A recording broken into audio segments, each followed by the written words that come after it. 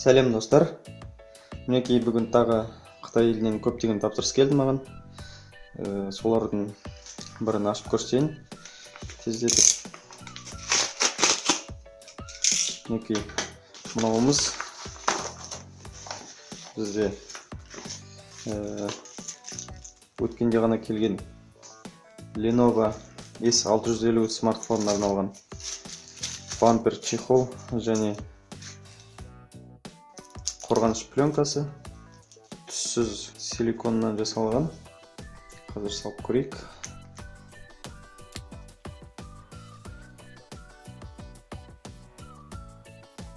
Мінекей мынандай бампер. Мынандай түссіздігінің арқасында онша бүлінбейді, онша қалыңдатып көрсетпейді.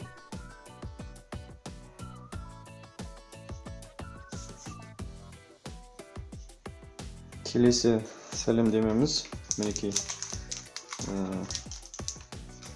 25 наурызда Алиэкспресстегі шоппинг фестиваль кезінде бір саудагерден телефонын тапсырыс берген.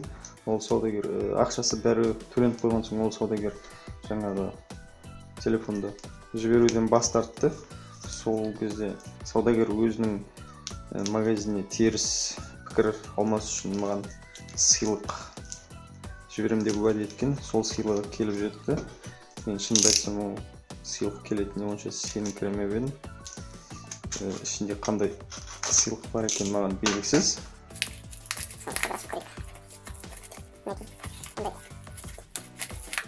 Картон қағазға орай салған. Мінекей, флешка. Уәде берген, жіберем деп. Мінекей сол флешкасы. Мінекей мынау. Картридер. Микро USB-ге, микро SD-ға арналған. Мынау. Құлақ қаптың тоғы шатасып қалмас үшін орап қоятын. Және кішкентай ғана стилус, сенсорлы телефондардың экранына арналған. Және ең бастысы мінекей көріп тұрған болсаңыздар 32 гигабайт Samsung флеш картасы. Әрине бұл жерде ешқандай да 32 гигабайт жоқ. Келесі тапсырыс бұның ішінде шарф болу керек. Мен видеоларымды қарап жүрген болсаңыздар байқаған шығарсыздар. Бавария футбол клубына жанкүйер екенімді. Мінекей сол Бавария футбол клубының шарфы бұл. Мінекей бұндай шарфты мен Алматы қаласынан таппадым. Бавария футбол клубының шарфын. Сондықтан осы Алиэкспресстен тапсырыс беруге тура келді. Мінекей арт жағы мынандай көкпеңбек, теріс жағы.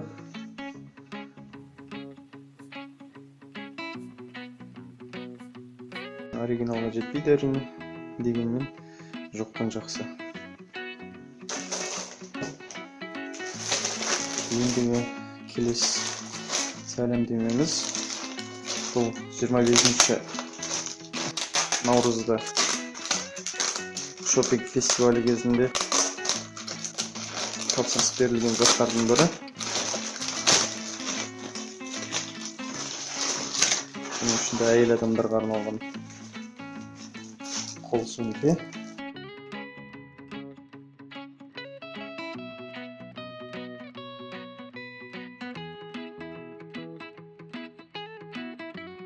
Мінекей бычья кожа деген жазу бар. Оригинал ұқсатып істелінген. Дегенмен бұның оригинал екеніне күмәнім бар. Өйткені мінекей 40 евро тұратын сөмкені ешкім 12 долларға сатпайды.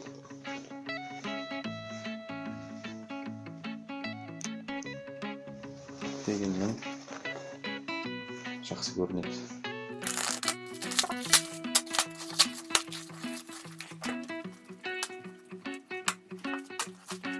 мінекей келесі сәлемдемеміз. Бұл да 25 наурызда тапсырыс берілген. Қытайдың тағы бір аяқ киімі. Бұл жолы келген Nike кроссовкасы.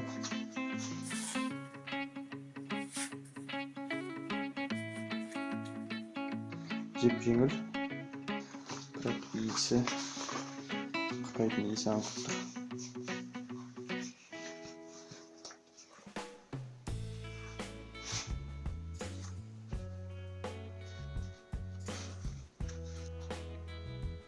Кожа емес екендігі көрініп тұр.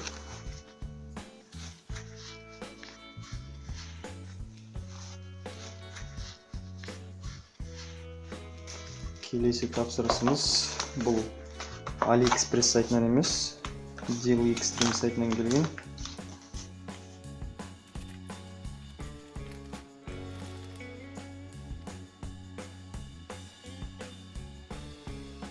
Бұл Charger Doctor деп аталады. Бұның көмегімен қуат көздерінің қаншалықты тоқ беріп тұрғанын, біздің USB кабельдердің қаншалықты тоқ жоғалтатындарын тексеруге болады. Ең соңғы және ең басты тапсырыс мінекей мына қорапшада. Бұның ішінде нақтырақ айтсам тапсырыстар. Қандай қорапшаны бұрында көрген шығарсыздар. Осыған дейін Star W450 телефонын ашқан кезде дәл осындай оралыммен келген болатын.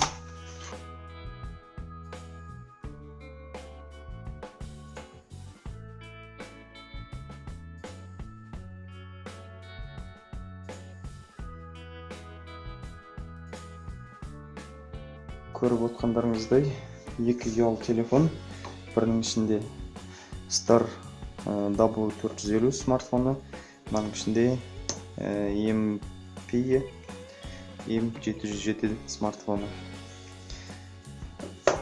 Әдеттегідей қосымша қорғаныш пленкасымен чехол бампері. Комплектісінде мінекей мынандай құлаққап, USB кабель және зарядкасы, яғни қуаттау құрылғысы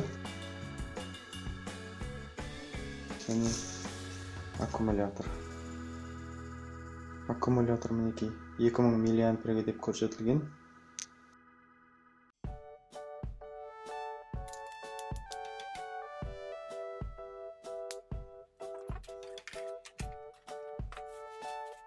Мінекей дереу қосылды, өйткені бұның ішінде 4 ядролы MTK 6582 процессор орнатылған және 1 ГБ жедел есте сақтау жадысы бар. Сондықтан да бұл телефонның жылдамдығы өте жоғары.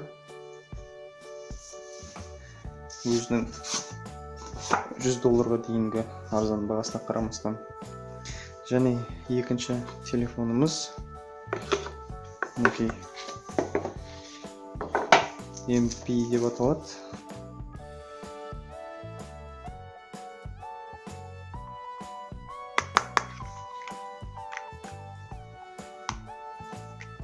Шамасы ішінде аккумуляторы жоқ болу керек. Сол үшін де осындай дауыс шығарып тұр. Мінекей диагональ 5 дюймді құрайды. IPS матрица деп көрсетілген.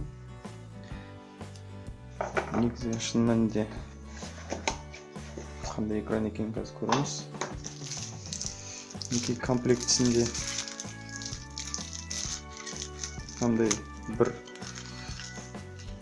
қосымша бампер және флип чехол бар.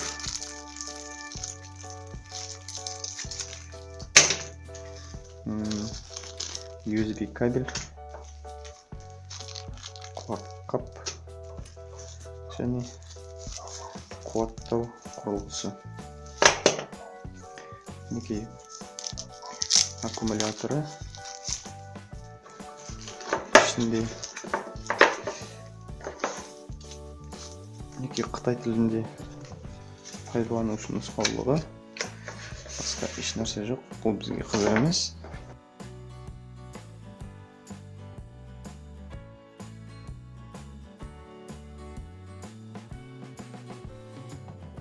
2,5 миллиампер деп көрсетілген. Шын мәнісінде өте жұқа мінекей. Бұның ішінде 2,5 миллиампер жоқ екені сөзсіз. Мінекей арт жағында 2 симкаға орын бар. Біреусі мінекей байқап тұрсаңыздар, астыңғы жағында көлденеңінен салынатын бір ұяшық бар.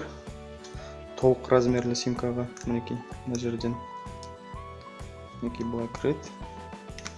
Және мына жерден микро симға орын, жанында микро SD-ға арналған ұяшық.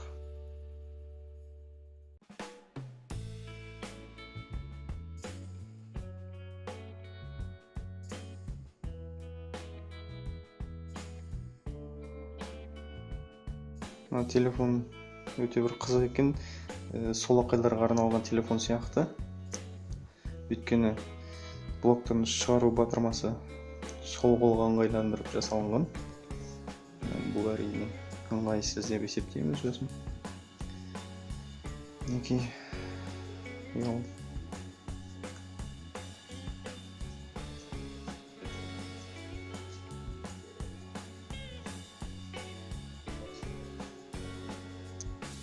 Мінекей экраны өздеріңіз көріп тұрғандай қырынан қарсы тіпті де көрінбей қалады.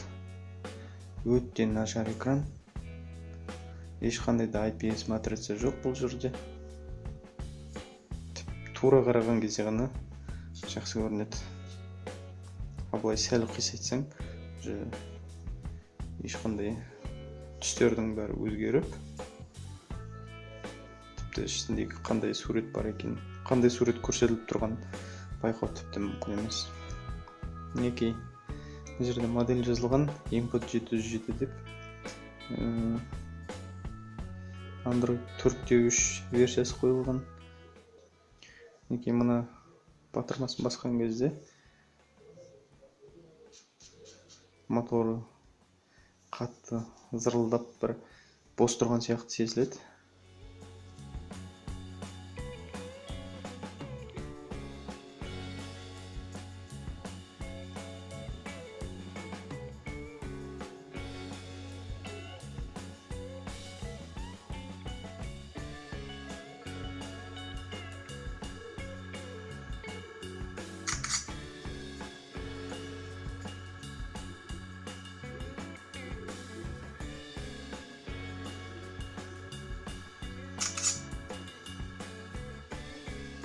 Өзін өзі түсіріп жатыр.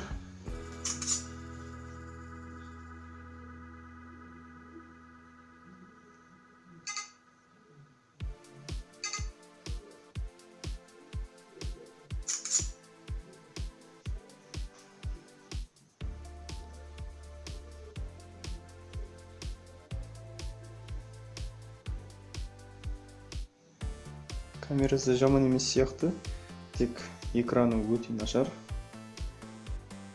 Өте нашар.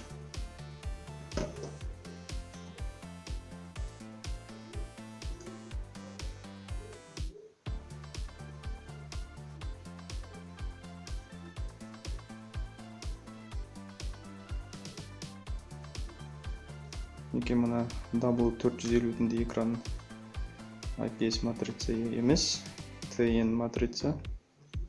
Дегенмен сонда да бір жағынан ғана өзгереді түстері, байқаған болсаңыздар. Ал мына экранда астыңғы жағынан қарасаң да, үстіңгі жағынан қарасаң да өзгеріп отыр. Өте нашар матрица.